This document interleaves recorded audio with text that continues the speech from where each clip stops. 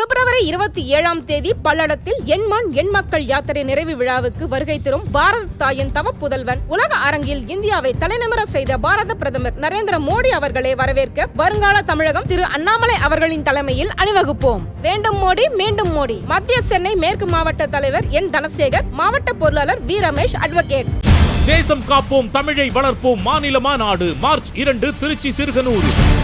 இந்திய ஜனநாயக கட்சியின் நிறுவன தலைவர் டாக்டர் பாரிவேந்தர் அழைக்கிறார். அணி திரண்டு வாருங்கள்.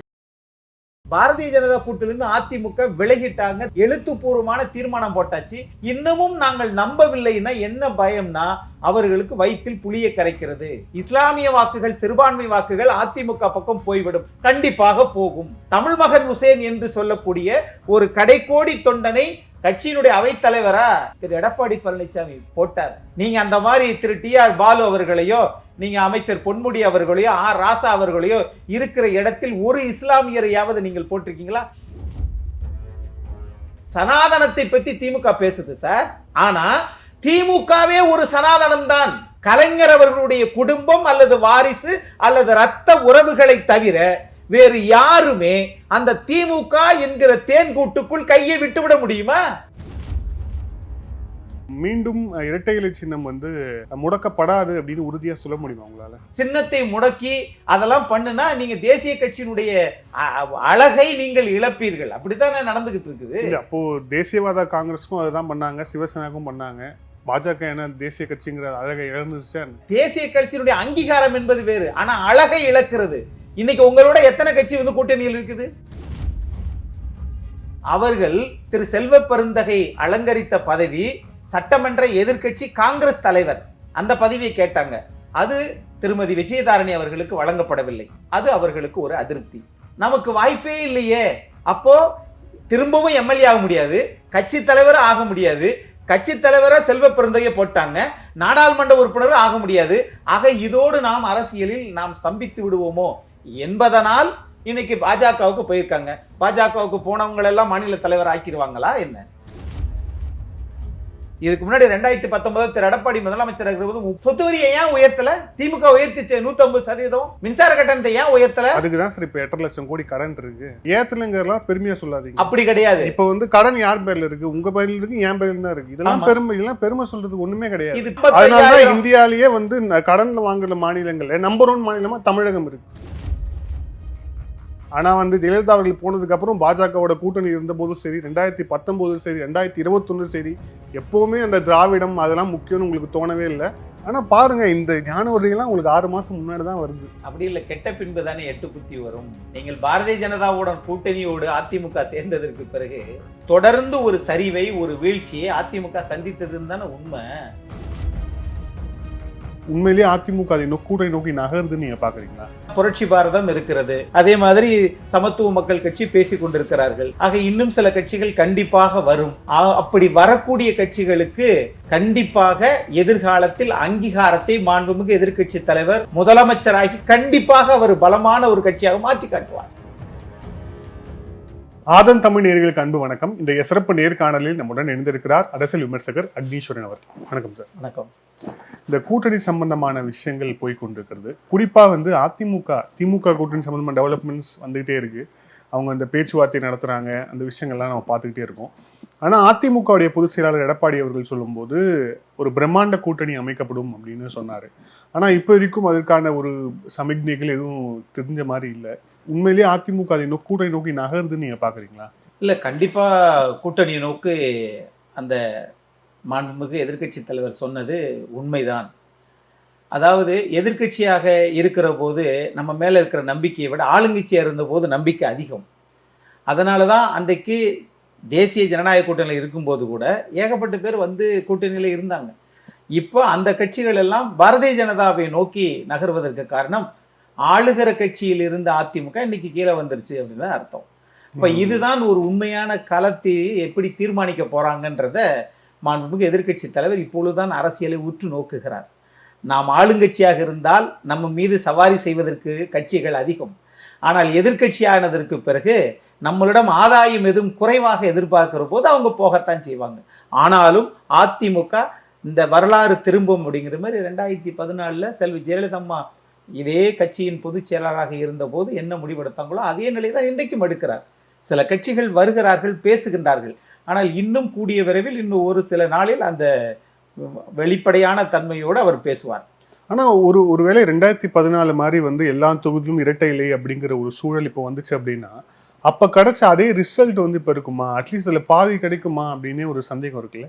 ஏன்னா வந்து அப்போ ஜெயலலிதா அவர்களுடைய ஸ்டேச்சருக்கு அவர் வந்து மோடியா லேடியான்னு அப்போ இருந்த பிரதம வேட்பாளரே அவர் சேலஞ்ச் பண்ணி அந்த எலெக்ஷனோட நரேட்டிவே வேறு மாதிரி கொண்டு போனார். ஆனால் இப்போ வந்து எடப்பாடி அவர்கள் அதை செய்யக்கூடிய இடத்துல அவர் இருக்கிறாரா? குறிப்பாக அது மக்கள் மத்தியில் எடுபடுமா அந்த மாதிரி செய்யும்போது? அதாவது இந்த கட்சியில் இருக்கக்கூடிய பல வழக்குகள், உள்கட்சியில் இருக்கக்கூடிய பல பிரச்சனைகள், அதெல்லாம் சமாளித்து கொண்டு வருவதற்கே திரு எடப்பாடி பழனிசாமி அவர்களுக்கு இவ்வளவு காலங்கள் தேவைப்பட்டிருக்குது. ஒரு மலையில் சாதாரணமாக கையை வீசிக்கிட்டு ஏறுறவங்களுக்கும் தலையில் சுமையை வச்சுக்கிட்டு சேர்றவங்களுக்கும் வித்தியாசம் இருக்குது. யார் வலிமையானவன் அப்படின்னு கேட்டிங்கன்னா, மலை ஏறுகிற போது கையை வீசி நடப்பவனை விட தலையில் சுமையை வைத்து கொண்டு நடப்பவன் தான் வலிமையானவன். அது மாதிரி தான் மாண்புமிகு எதிர்க்கட்சி தலைவர் இன்றைக்கு ஒரு புறத்தில் கூட்டணி பிரச்சனை, மறுபுறத்தில் உள்கட்சி பிரச்சனை, மறுபுறத்தில் நீதிமன்றத்தில் வழக்கை ஆடுவது, ஆக எல்லா பிரச்சனைகளையும் இன்றைக்கு அவர் எதிர்கொண்டு வருகிறார். அவருக்கு முழு ஆளுமையான தலைவராக இன்றைக்கு உருவெடுத்திருக்கிறார் என்பதுதான் யதார்த்தமான உண்மை. அது கண்டிப்பா, அதனால இந்த பிரச்சனை அவர் கண்டிப்பா இன்னைக்கும் பாருங்க, புரட்சி பாரதம் இருக்கிறது, அதே மாதிரி சமத்துவ மக்கள் கட்சி பேசிக் கொண்டிருக்கிறார்கள். ஆக இன்னும் சில கட்சிகள் கண்டிப்பாக வரும். அப்படி வரக்கூடிய கட்சிகளுக்கு கண்டிப்பாக எதிர்காலத்தில் அங்கீகாரத்தை மாண்புமிகு எதிர்க்கட்சி தலைவர் முதலமைச்சராகி கண்டிப்பாக அவர் பலமான ஒரு கட்சியாக மாற்றி காட்டுவார். இதுதான் உண்மையும் கூட. ஆகையினால அவர் வந்து இப்ப வந்து எதிர்க்கட்சி ஆயிட்டாங்க, அவர் நம்பி யாரு, அந்த கோணமே வேறு. அதிமுக தன்னை நம்புகிற கட்சி. ஒரு சிங்கம் வேட்டைக்கு போகிற போது பல சிங்கக்குட்டிகளையோ புலிக்குட்டிகளையோ கூட்டிட்டு போகாது. சிங்கம் தானாகத்தான் வேட்டைக்கு போகும். அது மாதிரி தான் ஒரு அண்ணா திராவிட முன்னேற்ற கழகம் ஒரு வலிமை வாய்ந்த இயக்கம் என்பதை திரு ஓபிஎஸ் அவர்கள் இருந்திருந்தால் இந்த வலிமை வந்திருக்காது. ஆனால் இன்னைக்கு திரு எடப்பாடி பழனிசாமி உண்மையிலேயே நான் வலிமையானவன், உண்மையிலே என்னுடைய கட்சி வலிமையான கட்சி, அதற்கு நான் தான் தகுதியானவன் என்பதை நிரூபித்து காட்டியிருக்கிறார். ஆகையினால அதை கொஞ்சம் காலம் தாத்திரும், ஒரு வாரம் 2 வாரம் காத்திருப்போம், கண்டிப்பாக நல்ல ரிசல்ட் வரும். இது ஒரு புறம். மறுபுறத்துல பாத்தீங்கன்னா திமுக கூட்டணியில் இருக்கக்கூடியது எல்லாமே ஒரு கூட்டணியில இருக்கிறோம்னு தான் சொல்றாங்க. நீங்க அந்த ஆதன் மீடியா வாயிலாக மக்களுடைய கருத்தை நான் பிரதிபலிக்க வேண்டும் என்று நான் நினைக்கிறேன். நீங்க ஆளுகிற கட்சியாக அதிமுக இருந்தபோது எதிர்கட்சியாக திமுக இருந்துச்சு. திமுக இருந்தபோது என்ன பண்ணாங்கன்னா, கோ பேக் மோடி, ஆளுகிற கட்சி ஆனதற்கு பிறகு வெல்கம் பேக் மோடி, கேலோ இந்தியாவுக்கு வாங்க அப்படின்லாம் சொல்லி கூப்பிடுறாங்க. அப்போ ஆனாலும் நீங்க சென்னையில வந்து மிக்ஸாம் புயல் வந்துச்சு, அதுக்கு பணம் கொடுத்துட்டாங்களா? பணம் கொடுக்காத இந்திய நாட்டினுடைய பிரதமரை கேலோ இந்தியாவுக்கு நீங்கள் அழைக்கிறீர்களே, அது உங்களுக்கு சரியா? அப்ப இதைத்தான் மாண்புமிகு எதிர்க்கட்சி தலைவர் சொல்றார். ஏப்பா, எதிர்கட்சியா இருக்கும்போது கோ பேக்ன்றீங்க, அப்புறம் ஆளுங்கட்சியா போட்டு வெல்கம் பேக்ன்றீங்க. அந்த நிலைப்பாட்டில் முரண்பாடு. 2வது, கூட்டணி கட்சிகள்லாம் நாங்கள் காம்பாக்டா இருக்கிறோம்ன்றாங்க. ஆனா மக்கள் காம்பாக்டா இல்லை. உள்ளாட்சி தேர்தல், சட்டமன்ற தேர்தல், நாடாளுமன்ற தேர்தல், இது 3லையும் திமுக அமோக வெற்றியை பெற்றது, நான் மறுக்கவில்லை. காரணம், பாரதிய ஜனதாவுடன் அதிமுக கூட்டணி வச்சிருந்துச்சு. ஆகவே இவர்கள் தேசத்துக்கு எதிரானவர்கள் என்கிற பிம்பத்தை கட்டமைத்தது திமுக கூட்டணி. ஏப்பா, சேர்ந்திருக்கிற போது பிம்பத்தை கட்டமைச்சிங்க, நாட்டுக்கு எதிரானவர்கள் நீங்க. பாரதிய ஜனதா கூட்டிலிருந்து அதிமுக விலகிட்டாங்க, தீர்மானம் போட்டாச்சு, எழுத்துப்பூர்வமான தீர்மானம் போட்டாச்சு. இன்னமும் நாங்கள் நம்பவில்லைன்னா என்ன பயம்னா, அவர்களுக்கு வயிற்றில் புளியை கரைக்கிறது. இஸ்லாமிய வாக்குகள், சிறுபான்மை வாக்குகள் அதிமுக பக்கம் போய்விடும், கண்டிப்பாக போகும். தமிழ் மகன் உசேன் என்று சொல்லக்கூடிய ஒரு கடைக்கோடி தொண்டனை கட்சியினுடைய அவைத்தலைவரா திரு எடப்பாடி பழனிசாமி போட்டார். என்ன காரணம்? நீங்க அந்த மாதிரி திரு டி.ஆர். பாலு அவர்களையோ, நீங்க அமைச்சர் பொன்முடி அவர்களையோ, ஆர் ராசா அவர்களையோ இருக்கிற இடத்தில் ஒரு இஸ்லாமியரையாவது நீங்கள் போட்டிருக்கீங்களா? அதை விட்டுருங்க, ஒரு உள்கட்சி விஷயம்னு கேட்பீங்க. ஆனா நீங்க இஸ்லாமிய சிறைவாசிகளை விடுதலை செய்வோம் என்று தேர்தல் நீங்க சொன்னீங்களே, வாக்குறுதியா கொடுத்தீங்களே, என்னாச்சு? இல்ல, ஒரு அமைச்சர் இருக்கிறாரு, அதுக்கப்புறம் வந்து ஆவடி நாசர் அவரும் அமைச்சரா இருந்தார், 2 பேரும் இஸ்லாமியர்கள் தானே. ஆவடி நாசர் நீக்கியதற்கு பிறகு அந்த இடத்துல யாரை போட்டீங்க? டி.ஆர். பாலுடைய புதல்வர் டி.ஆர்.பி. ராஜாவை தானே போட்டீங்க. ஆக அங்கேயும் ஒரு இடஒதுக்கீட்டில் ஒரு அமைச்சர் 15% தான் இருக்க வேண்டும் என்பது இந்திய அரசியலமைப்பு சாசனம். ஒட்டுமொத்த சட்டமன்ற தொகுதியில எவ்வளவு இருக்கணும்ன்றது ஒரு அமைப்பு விதி, அரசியலமைப்பு சட்டம். ஆனால் ஒரு அமைச்சர், ஒரு இஸ்லாமிய அமைச்சர் போயிட்டார். அந்த போனதற்கு பிறகு ஏன் இன்னொரு இஸ்லாமியரை போடவில்லை? நீங்கள் தான் இஸ்லாமியருக்கு பாதுகாவலரா? அப்படி பார்த்தா கலைஞர் செய்த தப்பையே திரு ஸ்டாலின் அவர்களும் செய்கிறார். சாதிக் பாட்ஷா என்று திண்டுக்கல்காரர் கட்சியினுடைய பொருளாளராக இருந்தார். அவர் போனதற்கு பிறகு நீங்க யாரையாவது ஒரு பொருளாளரை போட்டீங்களா? வேற ஒருத்தர் இஸ்லாமியரை போட்டீங்களா? போட மாட்டீங்க. அதற்கு பிறகு ஐயா ஆற்காடு வீராசாமி அவர்களை போட்டீங்க. அதுக்கு பிறகு நீங்க திரு மு.க. ஸ்டாலின் பொருளாளராக இருந்தார். இன்றைக்கு திரு டி.ஆர். பாலு அவர்கள் இருக்கிறார். ஆகவே அந்த அதிகார மையம், அதிகார குவியலாகத்தான் திமுகவில் இருக்கும். சனாதனத்தை பற்றி திமுக பேசுது சார். ஆனா திமுகவே ஒரு சனாதனம் தான். கலைஞர் அவர்களுடைய குடும்பம் அல்லது வாரிசு அல்லது இரத்த உறவுகளை தவிர வேறு யாருமே அந்த திமுக என்கிற தேன்கூட்டுக்குள் கையை விட்டுவிட முடியுமா? விடுவார்களா? அனுமதிப்பார்களா? இல்ல இப்ப நீங்க இந்த வாரிசு அரசியல்ங்கிறது அதிமுக இல்லையா? எங்க இருக்குது? இப்போ 2020 இப்ப நாடாளுமன்ற தேர்தல் வருது. இதுல எந்த கேண்டிடேட்டுமே வாரிசா யாருமே இருக்க மாட்டாங்களா? அதாவது குடும்ப அரசியலும் வாரிசு அரசியலும் ஒன்றாக இருப்பது திமுக. ஆனா செல்வி ஜெயலலிதா அம்மா அவர்கள் இருக்கிற போதே நீங்க சொல்றீங்களே அதிமுக வாரிசு அரசியல் இல்லையா? ஆமா, ஜெயலலிதா அம்மா போட்டாங்க. யாரை நியமிச்சாங்க? திரு முன்னாள் சட்டத்துறை அமைச்சர் சபாநாயகர் திரு டி ஜெயக்குமார் அவருடைய பையனை நாடாளுமன்ற உறுப்பினரை மக்களால் தேர்ந்தெடுக்கப்பட்டு தான் அனுப்பிச்சு விட்டாங்க. திரு ராஜ் சத்தியன் இன்றைக்கு கட்சியினுடைய மிக உயர்ந்த பொறுப்பில் இருக்கக்கூடியவர், ஐடி விங்களுடைய மாநில செயலாளர், மதுரை மண்ணுக்கு சொந்தக்காரர். அவரை செல்வி ஜெயலலிதா அம்மாவே நியமித்தார்கள். இவர்கள் இருவரை தவிர செல்வி ஜெயலலிதா அம்மா இறப்புக்கு பிறகு யாரை நியமிச்சாங்க? திரு ஓபிஎஸ் மட்டும்தான் அடம் பிடித்து என் மகனை தேனி நாடாளுமன்ற உறுப்பினராக ஆக்க வேண்டும் என்று விரும்பினார், ஆக்கினார்கள். அதனாலதான் எல்லாரும் 39 நாடாளுமன்ற உறுப்பினர் இருக்கிற போது 39 நாடாளுமன்ற உறுப்பினருக்கும் நரேந்திர மோடி அவர்கள் நாட்டினுடைய பிரதமர் பிரச்சாரம் பண்ணல சார். தேனிக்கு மட்டும் வந்தார், மதுரையில் தங்கியிருந்தார். அதனால் அவர் வெற்றி பெற்றார். அதற்கு சில காரணங்கள், நீதிமன்றத்தில் கூட அது செல்லாதுனாங்க. அப்புறம் உச்ச நீதிமன்றத்தில் தடையாடை வாங்கினாங்க. அது ஒரு புறம். ஆனால் இவ்வளவுதானே? ஒட்டுமொத்த கட்சியே ஒரு குடும்பத்துக்கு கீழே இல்லையே சார். இவர்கள் என்ன சார் சனாதனத்தை பற்றி பேசுவதற்கு உங்களுக்கு என்ன சார் இருக்குது? தார்மீக பொறுப்பு உரிமை என்ன சார் இருக்குது? கடைக்கோடி மனிதன் ஒரே கட்சியில் இருந்தார் திரு எடப்பாடி பழனிசாமி.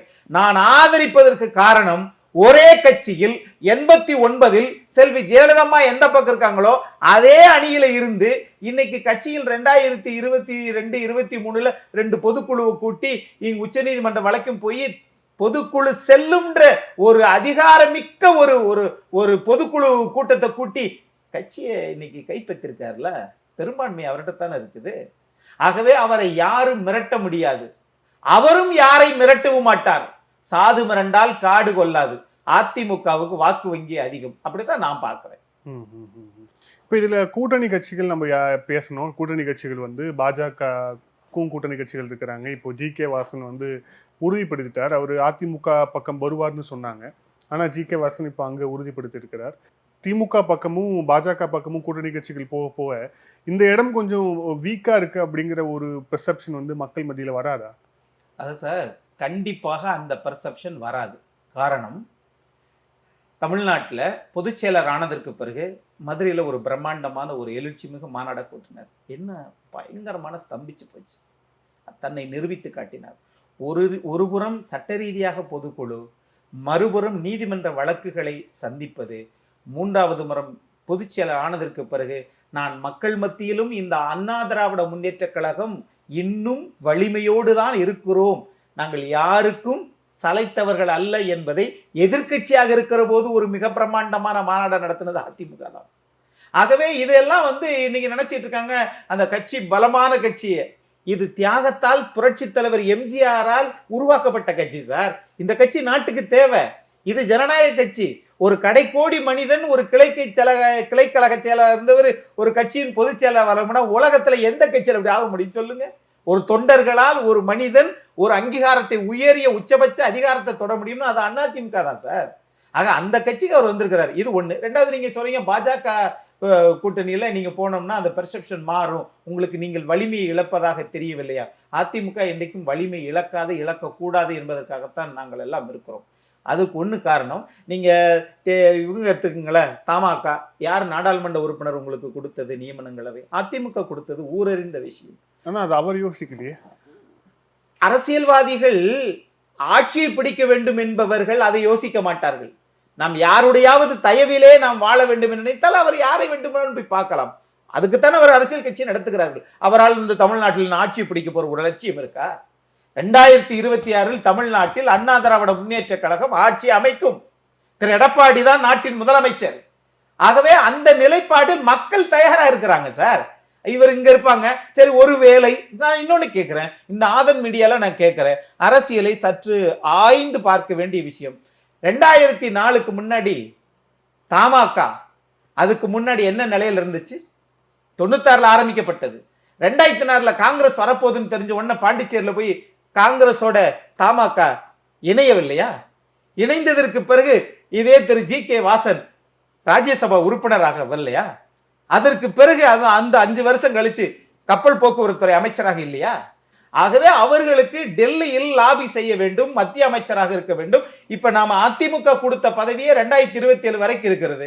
ஒருவேளை பாரதிய ஜனதா திரும்பவும் வந்தால் நாம் மத்திய அமைச்சராக ஏன் வரக்கூடாது என்கிற ஆசை, ஒரு கனவு திரு அன்புமணி ராமதாஸ் அவர்களுக்கும் திரு ஜி.கே. வாசன் அவர்களுக்கும் ஏற்கனவே அலங்கரித்த பதவியில் திரு எடப்பாடி பழனிசாமி அதிமுகவிலிருந்து கொடுத்த ராஜ்யசபா இந்த சீட்டை பயன்படுத்தி அடுத்து இன்னும் 2 ஆண்டுகளுக்கு ஏன் மத்திய அமைச்சராக இருக்கக்கூடாது என்ற ஒரு கனவு அவர்களுக்கு இருக்கிறது.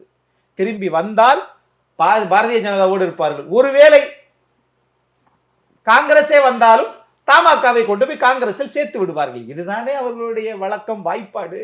இதுல இன்னொரு விஷயம், மீண்டும் இரட்டை இலை சின்னம் முடக்கப்படாது அப்படின்னு உறுதியா சொல்ல முடியுமா உங்களால? இல்ல, ஏன் முடக்கப்பட வேண்டும் கேட்கிறேன்.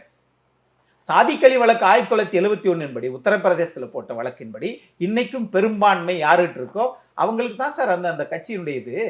சின்னத்தை முடக்கி அதெல்லாம் பண்ணுனா நீங்க தேசிய கட்சியினுடைய அழகை நீங்கள் இழப்பீர்கள். அப்படித்தானே நடந்துகிட்டு இருக்குது. அப்போ தேசியவாத காங்கிரஸுக்கும் அதுதான் பண்ணாங்க, சிவசேனாக்கும் பண்ணாங்க. பாஜக என்ன தேசிய கட்சிங்கிற அழகை இழந்துருச்சா? அதாவது தேசிய கட்சியினுடைய அங்கீகாரம் என்பது வேறு, ஆனா அழகை இழக்கிறது. இன்னைக்கு உங்களோட எத்தனை கட்சி கூட்டணியில் இருக்குது? 38 கட்சிகள் டெல்லியில கூடுனாங்கல்ல. இந்தியா கூட்டணி 28 கட்சினா அவர் 38 கட்சி, 26 கட்சிகள் சேர்ந்த போது 38 கட்சிகள் இருந்தாங்கல்ல. அந்த 38 கட்சி கூட போது அந்த இதுல உங்களுக்கு வலதுபுறத்தில் அருகாமையில் இருந்த கட்சி அண்ணா திராவிட முன்னேற்ற கழகம். அந்த கூட்டத்திலேயே 2 முதலமைச்சர் தான். திரு மோடி அவர்கள் குஜராத்தின் முன்னாள் முதலமைச்சர், தமிழ்நாட்டின் முன்னாள் முதலமைச்சர் திரு எடப்பாடி பழனிசாமி. 31 வருஷம் ஆண்ட கட்சி. அந்த இயக்க அப்படி இருந்ததுனால தான் உங்களுக்கு வலதுபுறத்தில் உட்கார வச்சீங்க, சும்மாவா உட்கார வைப்பீங்க? அப்போ இது எல்லாம் தெரிந்துதான் ஜெயலலிதா அம்மா இறந்துட்டாங்க, அந்த கட்சியை கைப்பித்து விடலாம். திரு ஓபிஎஸ் அவர்கள் நாம் சொல்றதெல்லாம் கேட்டு தலையசைத்து வரக்கூடிய ஒரு நல்ல மனிதர் என்று நினைத்தார்கள். அதிமுக செல்வாக்கு அவருக்கு இல்லையே, என்ன பண்றது? இல்லை, இது வெறும் ஓபிஎஸ் அவர்களை வச்சு சொல்லலை. இப்போ ஏன்னா தொடர்ச்சியாக இந்த கட்சி தாவல், கட்சிக்கு மாறுறதுங்கிறது நடக்குது. ரொம்ப ரீசெண்டாக ஒரு வாரத்துக்கு முன்னாடி 20 பேர் முன்னாள் எம்எல்ஏக்கள் உள்ளிட்ட சில முக்கிய நிர்வாகிகள் போய் அதிமுகலேருந்து பாஜகவில் போய் இணைஞ்சாங்க. இப்போ இந்த 2 நாட்களாக செய்தி கொண்டிருக்கிறது, மாஃபாய் பாண்டியராஜனும் பாஜகவில் இணை இருக்கிறார் விஜயதரணியை தொடர்ந்து அப்படின்ட்டு கொண்டிருக்கிறது. ஸோ இந்த இரட்டை இலையை முடக்க வேண்டும் அப்படிங்கிறத இத்தனை நாள் ஓபிஎஸ்ஸை வச்சு பண்ணது. வேறு யாராவது நிர்வாகி அதை கிளைம் பண்ணாங்கன்னா, முக்கியமான நிர்வாகி கிளைம் பண்ணாங்கன்னா, அப்போது இந்த நிலைமை மாறாது நம்மளால சொல்லிட முடியுமா? இல்லை, ஒரு அரசியல் கட்சியில் இருக்கக்கூடிய முன்னாள் சட்டமன்ற உறுப்பினர் அல்லது மாவட்ட கழக செயலாளர்கள் அவங்கெல்லாம் போய் பாரதிய ஜனதா கூட சேர்ந்தா அதுக்கு இரட்டை இலை முடக்கம் எப்படி அவங்க முடக்க முடியும்? எப்படி அவங்க யோசிக்க முடியும்? ஒரு கட்சி 2021 75 சட்டமன்ற உறுப்பினர்கள், அதில் 66 பேர் அதிமுக காரங்க. அந்த 66 பேர்ல 62 பேர் இன்று வரை 2026 சட்டமன்ற தேர்தல் வரை திரு எடப்பாடி பழனிசாமி அவர்கள் பக்கம்தான் நிற்பார்கள். அப்படி நிற்கிறார்கள் அப்படின்றத தெரிஞ்சுதான் இவங்க முன்னாள் சட்டமன்ற உறுப்பினர் அப்படி ஒவ்வொருத்தராக கூப்பிடுறாங்க. காங்கிரஸ் கட்சியில 3 முறை சட்டமன்ற உறுப்பினராக்கி விட்டுச்சு விளவங்கோடு சட்டமன்ற தொகுதியில. அவங்க போய் இன்னைக்கு போறதற்கு காரணம் என்ன? அவங்க ஏன் இப்ப போனாங்க? அவர்களுக்கு வந்த நெருக்கடி என்ன? 3 முறை சட்டமன்ற உறுப்பினராக இருந்தால் 2026 அவர்களுக்கு வாய்ப்பு வழங்கப்பட மாட்டாது. 1. 2. அவர்கள் திரு செல்வ பெருந்தகை அலங்கரித்த பதவி சட்டமன்ற எதிர்க்கட்சி காங்கிரஸ் தலைவர், அந்த பதவியை கேட்டாங்க. அது திருமதி விஜயதாரணி அவர்களுக்கு வழங்கப்படவில்லை. அது அவர்களுக்கு ஒரு அதிருப்தி. 3வது, நாடாளுமன்ற உறுப்பினர் பதவி கன்னியாகுமரியில் என்ன நிக்க வைங்கன்னு கேட்டாங்க. அதுவும் திரு வசந்தகுமார் அவர்களுடைய புதல்வர், வயதும் குறைவு, அனுபவசாலி, சிறப்பாக செயல்படுகிறார், ஆகவே அவருக்குத்தான் வழங்குவோம் என்று காங்கிரஸ் தீர்மானித்து விட்டது. 3 இந்த காரணங்களால் நமக்கு வாய்ப்பே இல்லையே. அப்போ திரும்பவும் எம்எல்ஏ ஆக முடியாது, கட்சி தலைவர் ஆக முடியாது, கட்சி தலைவரை செல்வ பெருந்தகையை போட்டாங்க, நாடாளுமன்ற உறுப்பினர் ஆக முடியாது. ஆக இதோடு நாம் அரசியலில் நாம் ஸ்தம்பித்து விடுவோமோ என்பதனால் இன்னைக்கு பாஜகவுக்கு போயிருக்காங்க. பாஜகவுக்கு போனவங்க எல்லாம் மாநில தலைவர் ஆக்கிடுவாங்களா என்ன? இல்லைன்னா எல்லா அரசியல்வாதியும் அவங்களோட வாய்ப்பு தானே பார்க்க முடியும். என்னெல்லாம் இவங்கெல்லாம் என்ன காந்தியா என்ன வெறும் சேவைக்காக மட்டும் அரசியலுக்கு வந்திருக்காங்க? ஏதாவது பதவி பார்ப்பாங்கல்ல, பதவி அவங்களுக்கு ஆப்பர்ச்சுனிட்டி கிடைக்கும், அங்கே தானே போவாங்க. அதை எப்படி நீங்க தப்பா சொல்ல முடியும்? ஆனால் உங்களுக்கு அங்கீகாரத்தை கொடுத்த 3 முறை சார், 1 முறை எம்எல்ஏ கொடுத்ததே நாம் நன்றி விசுவாசத்தோடு இந்த இயக்கத்துக்கு இருக்கணும் சார். இவங்க இன்னும் காந்தி தென்னாப்பிரிக்காவில் கோட்டு சூட்டு போடுறது எப்படின்னு போட்டுட்டு படிச்சுட்டு வந்தார் சட்டத்தை. ஆனால் இங்கே பார்த்ததற்கு பிறகு திண்டுக்கல்லில் மேலூரில் அவர் விவசாயிகளை பார்த்ததற்கு பிறகு மதுரை மேலமாசி வீதியில என்ன பண்ணாரு? நான் வெறும் கோவணத்தோடு கட்டி என் வாழ்நாளை நான் வாழ ஆசைப்படுகிறேன். அந்த மாதிரி இன்னைக்கு யாரும் வாழ போறது இல்லை. ஆனால் உங்களுக்கு ஒரு சட்டமன்ற உறுப்பினர் ஆக்கி விட்டுச்சுல, 3 முறை ஆக்கி விட்டுச்சுல, அதுக்கு அப்ப நீங்க சுயநலவாதிகள் தான் ஒத்துக்கிறீங்களா? எவ்வளவு பெரிய இயக்கம் காங்கிரஸ், பேர் இயக்கம். ஆகவே அங்க என்னன்னா உங்களுடைய முறைகளை கேட்டு எனக்கு இப்ப நீங்க செல்வ பெருந்தகை அங்க கொண்டு வரீங்களா, என்ன காங்கிரஸ் கட்சியினுடைய சட்டமன்ற குழு தலைவரை கொண்டு வாங்கன்னு சொல்லியிருக்கணுமா இல்லையா? அதுதானே நியாயம்.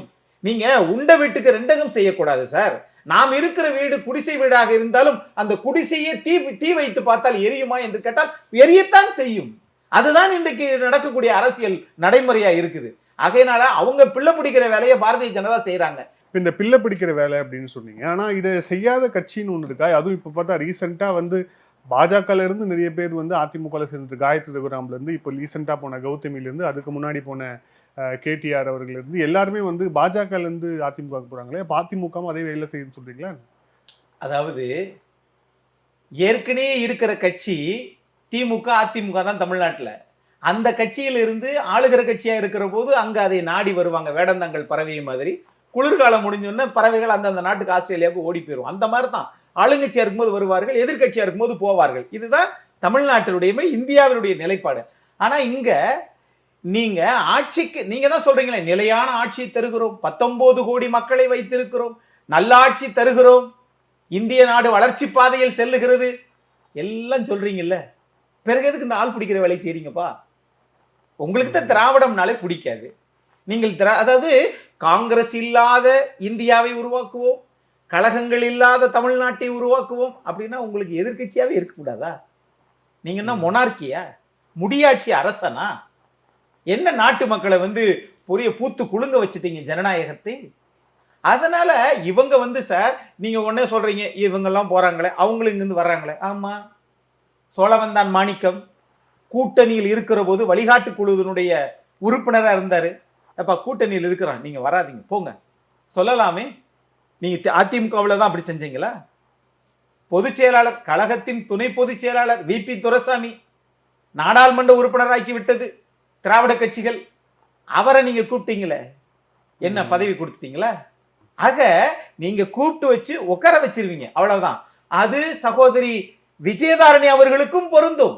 நீங்க யார், you may be a eminent person, ஆனா எமினன்ட் கேரக்டரா இருந்தா கூட அரசியலில் நீங்கள் அங்கு ஜால்ரா அடித்தால் உண்டு, மதவாதம் பேசணும்.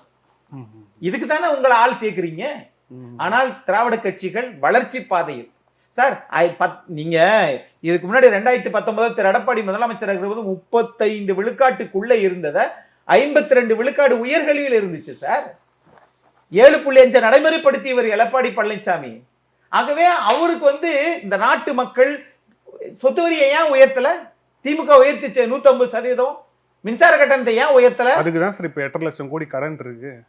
இது வந்து ஒவ்வொரு இடத்துலயும் இருக்கிறது தானே, ஏத்துலங்கிறதெல்லாம் பெருமையா சொல்லாதீங்க. அப்படி கிடையாது. இப்ப வந்து கடன் யார் பேர்ல இருக்கு? உங்க பேர்ல இருக்கு, என் பேர்ல தான் இருக்கு. இதெல்லாம் ஆமா. பெருமை, இதெல்லாம் பெருமை சொல்றதுக்கு ஒண்ணுமே கிடையாது. இது பெருமை இல்ல. ஆ. ஆனால் மக்களுக்கு குறைவான திட்டத்தை மக்களுக்கு கொடுக்கும்போது சில நட்டம் வரத்தான் செய்யும். ம். நீங்க அதனாலதான் 1,55,000 இந்தியாலேயே வந்து கடன்ல வாங்குற மாநிலங்கள்ல நம்பர் 1 மாநிலமா தமிழகம் இருக்கு. நான் கேட்கிறேன், திரு மன்மோகன் சிங் நாட்டுல பிரதமராக இருக்கும்போது வாங்கின கடன் எவ்வளவு? ம். நீங்க எவ்வளவு கடன் வாங்கிருக்கீங்க? பாரதிய ஜனதா எவ்வளவு வாங்கியிருக்குது? இப்ப அவங்க வாங்கிட்டாங்க, நம்ம 155 வாங்குறோமா? லட்சம் கோடி. ம். அதனால என்ன நாட்டுல வந்து எல்லா விலைவாசியும் குறைஞ்சிருச்சா? அப்ப இந்த 8 லட்சம் கோடி கடனுக்கு நீங்களும் காரணம், நல்லது, ஒன்னும் சுபிட்சமா இருக்கு அப்படிங்கிறீங்களா? 8 லட்சம் கோடி இல்ல. தமிழக போக்குவரத்து கழகம் கடன்ல இருக்கு, தமிழக மின் பகிர்மான கழகம் கடன்ல இருக்கு. ஆமா. முக்காவாசி விஷயம் வந்து கடன்ல வச்சுக்கிட்டு ஆமா, எதுவுமே ஏத்தலங்கிறத பெருமையா சொல்ல, இதுல என்ன பெருமை இருக்கு உங்களுக்கு? இதுல எந்த பெருமை என்பது வேற, வளர்ச்சி என்பது வேற. அந்த உலக வங்கியில கடன் வாங்குற போது வித்தின் த லிமிட்டுக்குள்ளதான் மாநில அரசு கடன் வாங்குது. ம். ஆனா திராவிட முன்னேற்ற கழக அரசு 10 வருஷம் வாங்கினதை விட 3 மடங்கு கூடி 8,33,000 கோடி கடன் வாங்கியிருக்காங்க. அது வேற. ஆனா ஒட்டுமொத்த இந்தியாவே அப்படித்தானே வாங்குறீங்க. எல்லா நிறுவனங்களையும் நீங்க தனியாருக்கு தானே கொடுக்குறீங்க. கடனையும் நிறைய வாங்கிக்கிறீங்க, தனியாருக்கும் கொடுக்குறீங்கன்னா அப்புறம் இவர் சொல்றாரு, அத்தானி அவர்கள் சொல்றாரு முதலீட்டாளர் மாநாட்டுல, நீங்க குஜராத்தினுடைய வரைபடத்தை நீங்க மேல இருந்து பாத்தீங்கன்னா, விண்வெளியில இருந்து பாத்தீங்கன்னா உங்களுக்கு நேரம் நம்ம குஜராத்தே தெரியும். மற்ற மாநிலங்களா என்ன பாவப்பட்ட மாநிலங்களா? என்ன உங்களுக்கு அவ்வளவு பெரிய தற்பெருமை? அந்த மாநிலத்துக்காரர் தாங்க காந்தி மகான். அண்ணல் என்ற பெயர் எப்படின்னா மக்களால் போற்றப்பட்ட ஒரு தலைவன். ஆனா நீங்க வந்து 10 லட்சம் ரூபாய்க்கு கோட்டை போட்டுட்டு மக்களுக்கு என்ன செஞ்சீங்கன்னு வந்து கேள்வி இருக்குதுல்ல.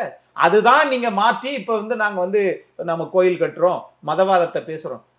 நம்பிக்கை என்பது அவர்கள் விருப்பம். நான் வந்து வினோத் சார் இந்த கோயிலை கும்பிடுங்கன்னு சொன்னா இது என் மேல தப்பு, அது உங்க விருப்பம். ஆனால் அதை திணிக்கிற வேலையை பாரதிய ஜனதா செய்கிறது. ஏன்னா வளர்ச்சியை சொல்லுகிறவன், அறிவு வளர்ச்சியை நம்பாதவர்கள் இந்த மாதிரி மத வளர்ச்சி, வெறுப்பு இதை தூண்டி விடுறாங்க. தமிழ்நாட்டில் அது இடம் இல்லைன்றது என் பார்வை. திராவிட கட்சிகள் அதை செய்கிறது. சில முரண்பாடுகள் இருக்கு. திமுகவுக்கு அதிமுகவுக்கு சில முரண்பாடுகள் இருக்கு. திமுகவிலும் அதிமுகவிலும் சில ஊழல்வாதிகள் இருக்கிறார்கள். அதற்காக ஒட்டுமொத்த திராவிடமே தப்பு அப்படின்னு சொல்லுவது என்னால் ஏற்றுக்கொள்ள முடியாது. ஏன்னா அவர்கள் வளர்ச்சி பாதையை கண்டறிந்தவர்கள். நான் கேட்கிறேன், நீங்க எல்லாம் ஓட்டு பூரா வடநாட்டுல போட்டு அங்க ஓட்டு போட்டு போடுறாங்க, தமிழ்நாட்டுக்கு எதுக்கு பிழைக்க வராங்க? சாரசாரியாங்க வர்றாங்க. இங்குதான் கட்டமைப்பு அதிகம், இங்குதான் அமைதி பூங்காவாக திராவிட கட்சிகள் வாழ வச்சுக்கிட்டு இருக்கு. சார், இது ஒரு பழைய வாதமா இல்லையா? ஏன்னா இப்ப இங்க இருந்து வந்து நம்மளுடைய தென் மாவட்டத்துல இருந்து நிறைய பேர் சிங்கப்பூர், மலேசியாவுக்கு வேலைக்கு போறாங்க. அப்ப இங்க எல்லாம் வேஸ்டா இருக்கு, எல்லாம் அங்க போறாங்கன்னு சொல்லுவீங்களா? சிங்கப்பூர், மலேசியால யாரும் ஜிஎஸ்டி போடலையே. இல்ல இது என்ன லாஜிக்? சரி, நான் இப்படி நீங்க அந்த லாஜிக் பாக்குறீங்க. இப்படி பாருங்க, ஜிஎஸ்டி நீங்க பீகார்காரங்களை தவிர எந்த நார்த் இந்தியன் வந்து இங்க வேலை செய்யணும் அதை சொல்லுங்க. எல்லா மாநிலத்துக்காரங்க இருக்காங்க சார். நீங்க மகாராஷ்டிரா வந்து வர மாட்டாங்க. ஏன் சொல்லுங்க? ஜிஎஸ்டில அவங்க தான் முதல்ல கட்டுறாங்க. சரி சார், தன்னை வலிமைப்படுத்துறாங்க. நீங்க ஒரு பொதுமைப்படுத்துனீங்க. ஆமா, எல்லா வட மாநிலங்கள் எல்லாம் இங்க தான் வராங்க அப்படின்னு. உண்மை அதுதான். அப்போ வந்து மகாராஷ்டிரா வட மாநிலம் கிடையாது, குஜராத் வட மாநிலம் கிடையாது. உண்மை அதுதான். அவங்களே இங்க வரது இல்ல. நீங்க வட இந்தியாவில் இருக்கவர்கள் எல்லா பேரும் பாத்தீங்கன்னா நீங்க சென்ட்ரல்ல பாருங்க, அதுதானே நடக்குது. அப்போ அங்க வந்து நீங்க வடநாட்டுல பாரதிய ஜனதாவுக்கு வாக்களிச்சுட்டு நீங்க இங்க வர்றீங்கன்னா சரி, இவ்வளவு சொல்றீங்கல்ல. குஜராத்ல கல்வியினுடைய உயர்கல்வி 122 பேர் தான் படிக்கிறாங்க. தமிழ்நாடு 52%. ஒண்ணு கல்வி, ஒண்ணு ஆரம்ப சுகாதார நிலையம். 5 கிலோமீட்டருக்கு ஒரு ஆரம்ப சுகாதார நிலையம். நீங்க மத்ததுல இருக்கா? அப்போ இவைகளெல்லாம் இந்த கட்டமைப்பை உருவாக்கியவர்கள் இன்றைக்கு இருக்கக்கூடிய தலைவர்கள் மட்டுமல்ல, ஆரம்ப காலகட்டத்தில் இருந்த தலைவர்கள் எல்லாம் இதுக்கு பண்ணிருக்காங்கன்னு சொல்ல வரோம். அதை வந்து நீங்க உலுக்கி விட்டு திராவிடங்கள் இல்லாத, கழகங்கள் இல்லாத ஆட்சி உருவாக்கும்னா நீங்க வந்தா தானே, அப்புறம் பாத்துக்கலாம். ஆனா பாருங்க, இந்த ஞான உறுதியெல்லாம் உங்களுக்கு 6 மாசம் முன்னாடி தான் வருது. ஆனா வந்து ஜெயலலிதா அவர்கள் போனதுக்கு அப்புறம் பாஜகவோட கூட்டணி இருந்த போதும் சரி, 2019 சரி, 2021 சரி, எப்பவுமே அந்த திராவிடம் அதெல்லாம் முக்கியம்னு உங்களுக்கு தோணவே இல்லை. ஒரு 6 மாசமா தான் தோணுது உங்களுக்கு இதெல்லாம். அப்படி இல்லை, கெட்ட பின்பு தானே 8 புத்தி வரும். நீங்கள் பாரதிய ஜனதாவுடன் கூட்டணியோடு அதிமுக சேர்ந்ததற்கு பிறகு தொடர்ந்து ஒரு சரிவை, ஒரு வீழ்ச்சியை அதிமுக சந்தித்ததுன்னு தானே உண்மை. சட்டமன்ற, நாடாளுமன்ற, உள்ளாட்சி தேர்தலை சந்திச்சாங்கல்ல. செல்வி ஜெயலலிதா அம்மா அவர்கள் இங்க 2014 45% வாக்குகள் வாங்கினாங்க, அதிமுக வாங்குச்சு. 10 ஆண்டு கால அதிமுக ஆட்சி, 34% அதிமுக ஆட்சி எதிர்ப்பாளைகள் இருந்தும் 34% வாங்கி இன்னைக்கு எதிர்க்கட்சியா உட்கார்ந்துருக்குல்ல. அப்போ இதெல்லாம் இப்பொழுதுதான் உங்களுக்கு ஞானோதயம் வருதா? இல்லை. மோடியா லேடியா என்று கேட்டபோது அன்றைக்கே பாரதிய ஜனதாவை அவர்கள் தவிர்த்திருக்க வேண்டும். இன்னைக்கு புத்தருக்கு ஞானோதயம். உண்மைதான், பல தேர்தலில் தோத்துட்டாங்க, அதனால போதும்பா சாமின்னு எழுத்துப்பூர்வமான, இந்தியாவில் எந்த ஒரு கட்சியாவது உண்டா? எழுத்துப்பூர்வமான போட்டிருக்காங்க சார். ஆகையினால் அதனால் அந்த கட்சி தன்னை ஆளுமை மிக்க ஒரு கட்சியாக நிரூபித்திருக்கிறதுன்னு தான் நான் பார்க்கிறேன். நன்றி சார். பல்வேறு கேள்வி தேங்க்யூ சார். தேங்க்யூ. மிக்க நன்றி.